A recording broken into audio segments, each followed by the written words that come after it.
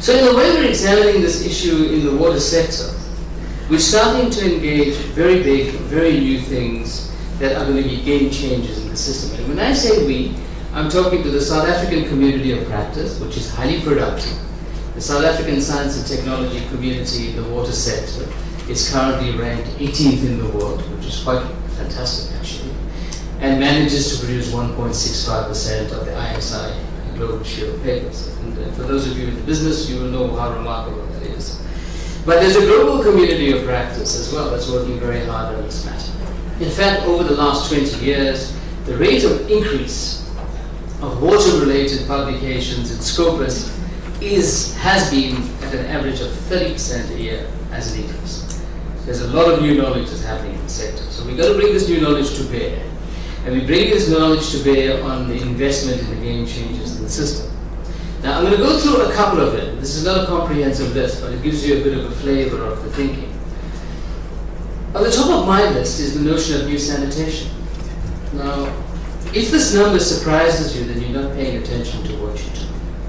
Then in your household, if you do not have new sanitation, if you have conventional sanitation, then 30 to 40% of your household water use is literally going down the toilet. And if you're doing this using municipal drinking water quality standard water to do that, then you, like I, are committing an immense sin. New sanitation is about turning all of that thing on its head, moving away from sewage systems into porous systems and very sophisticated dry sanitation systems, which will then release that 30 to 40% of water back into the system.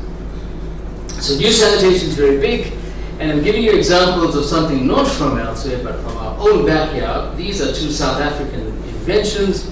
One is a pore flush system, which is currently being demonstrated in many towns across this country. It will soon be going into 22,000 schools in the Eastern Cape. The average use of water there is around half a litre. In some cases it stretches to a whole litre per flush. And in many cases it's already combined to a biodigester system, so it doesn't go into a sewer system, it goes into a biodigester system from which a couple of schools around the country, including the one my mother taught in many years ago, is now using that for energy in the school. And this is where we need to go to. The second example is a very interesting system called the Arum Loo. Now I've been told by the inventor of that I'm using an old slide because his new one looks better than that. I apologize for that.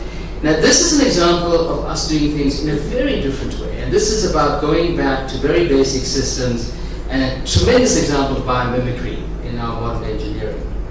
So what the Arum Loo does is it copies the mechanism of how water flows in an arum lily, the fart block.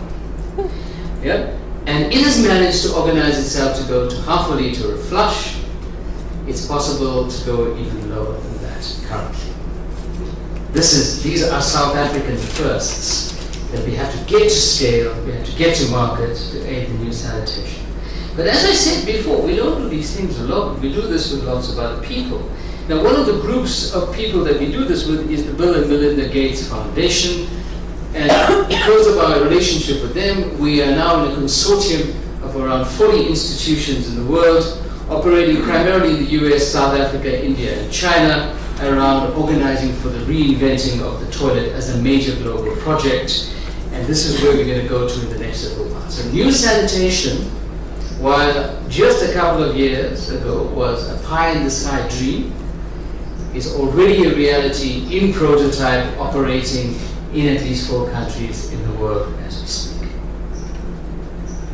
The second one is around water treatment. Now, one part of the water treatment is what was talked about before, and around beneficiating wastewater, which is very, very exciting. I don't have a slide on that, but you had a whole presentation on that just now, which was really great. But the other part is around how we treat and deal with wastewater. Now, there were 3 problems with wastewater treatment around the world. And all of these problems represent themselves inside South Africa. One is that we have mega systems of very poor design. 2, we overload those systems so that they cannot work to their design. And 3, generally around the world, we don't have the right kind of skills base to operate these systems. Net result is that they work at lower efficiencies than they're supposed to. And when they work at lower efficiencies than they're supposed to, then they consume even more energy than they normally would, which is already too high. So the future of wastewater is around moving to decentralized systems as opposed to packing into very large systems. That saves pumping costs, it saves kilometers and kilometers of pipelines in one direction and then back in the other, and then it has a net saving on energy as well. The goal at the end is to have efficient decentralized systems that either operate at zero energy and therefore zero carbon emissions, or if possible, because theoretically this is possible, is to organize for wastewater treatment plants to become part of the new energy mix going into the future. If this can happen.